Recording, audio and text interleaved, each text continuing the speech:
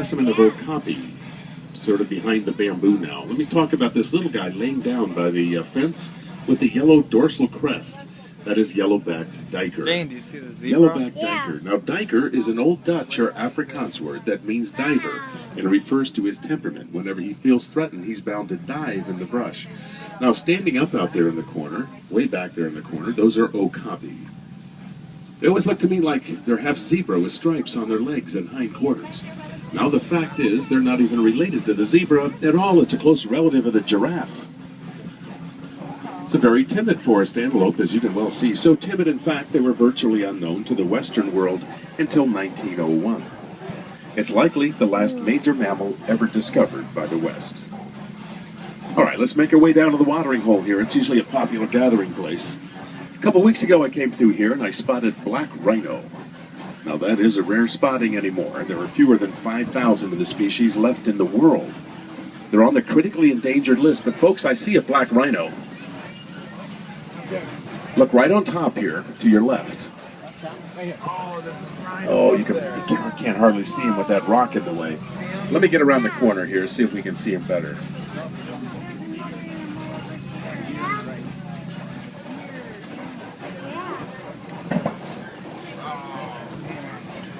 And I'll tell you, if you look off to the right here, real quick, you're going to see beautiful deer-like forest antelope.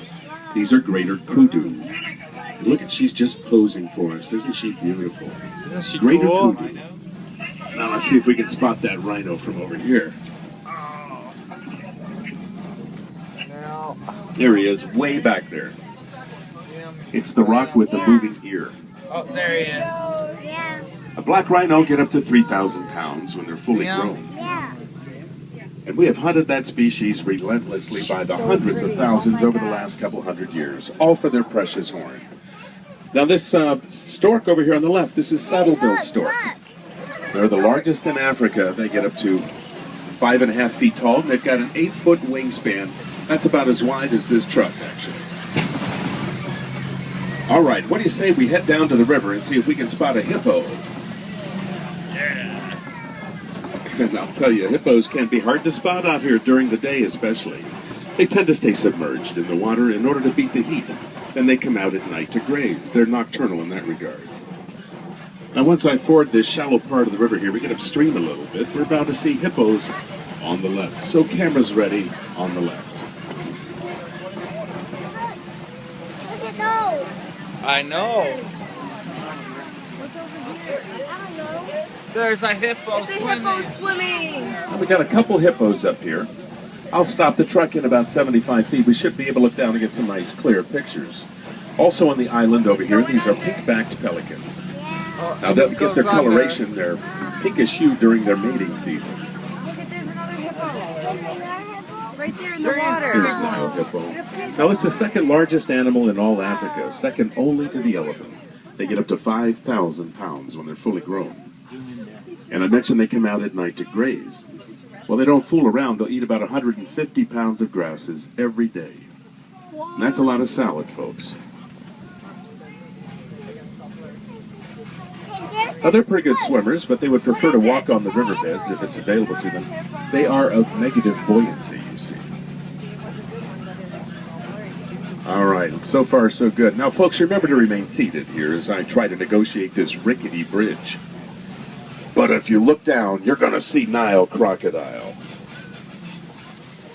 Nile crocodile are cold-blooded reptiles. They get up to 20 feet in length. Sorry, just And they have a biting pressure in those jaws of over 2,000 pounds per square inch. They can literally snap through anything and everything that unwittingly wanders into their domain. So you know what I say? That's cool. Let's get out of here. Wow.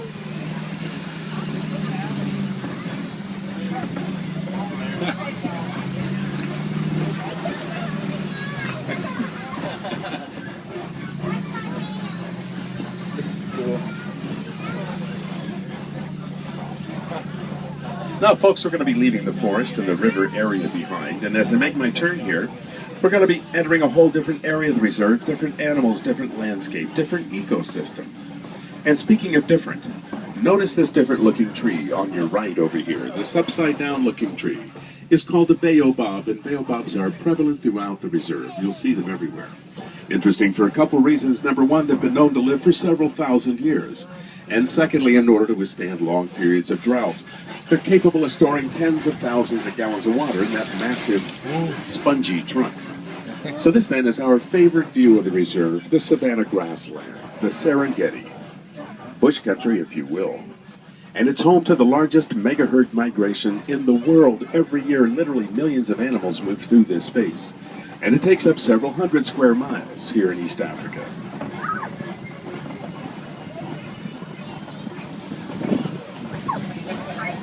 And this whole landscape down here is pretty much a product of the animals that move through it.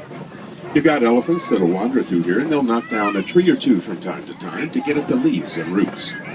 And then there are giraffes that are constantly pruning these trees from underneath, nibbling away, which all lets in more sunlight, and consequently then grows more grass. Well, it sets up beautifully for the big grazers like zebra and antelope and wildebeest, to then come through and enjoy a bountiful meal on the fresh-grown grass. Now, once the big grazers move through, that sets the table for the little guys like gazelles and warthogs. They'll take their turn at a meal, then chewing the grass all the way down to the roots. And the point of my story is that in a balanced natural ecosystem like this, there's really enough food to go around for everybody. And this is the wild Africa we're all working so hard to try to preserve. Now look out to the left over here, folks, this little shy of antelope. These are sable antelope. Beautiful reddish-brown hides and the long, sharp horns. Now they're the emblem of our reserve. And I'll guarantee you they use those sharp horns of theirs to fight with. They're very aggressive animals.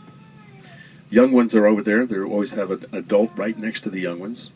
It's called cretching. They protect them. The Sable light brown ones are antelope. babies, and the dark brown ones are mommies and daddies.